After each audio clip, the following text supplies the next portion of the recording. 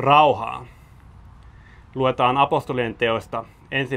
luvusta ja 8. jakeesta. Mutta te saatte voiman, kun Pyhä Henki tulee teidän päällenne ja te tulette olemaan minun todistajani sekä Jerusalemissa että koko Juudeassa ja Samariassa ja aina maan ääriin saakka. Apostolien teoissa on paljon esimerkkejä siitä, kuinka ihmiset olivat täynnä Pyhää Henkeä ja toimivat Pyhän Hengen voimassa.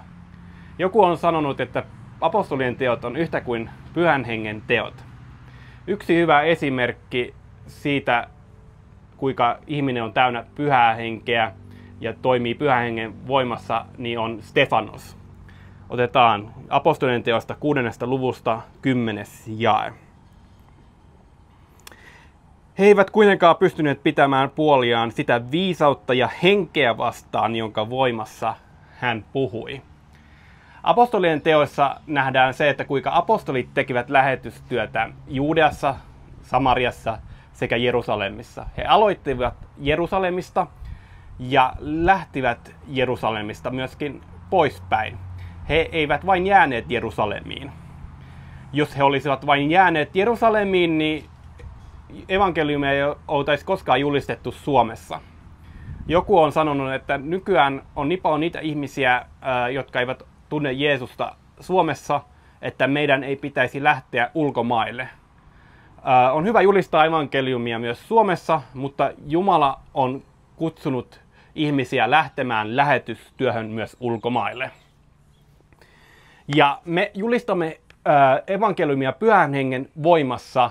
Se ei tule meille vain ihmisviisaudessa, vaan siinä on Pyhä Henki mukana ja Pyhä Henki tekee työtään ihmisissä. Ja silloin kun me tulimme uskoon, niin Pyhä Henki ennen sitä teki paljon työtään meissä, meidän sydämessämme. Ensimmäinen Tessalonikalaiskirje 1:5 sanoo näin. Sillä meidän evankeliumimme ei tullut luoksenne ainoastaan sanoina, vaan myös voimana ja Pyhässä Hengessä ja suurella varmuudella. Tehän tiedätte, millaisia me olimme teidän keskuudessanne teidän hyväksenne. Thaimaassa on 1,2% kristittyjä, joten lähetystyölle on vielä tarvetta tässä maassa.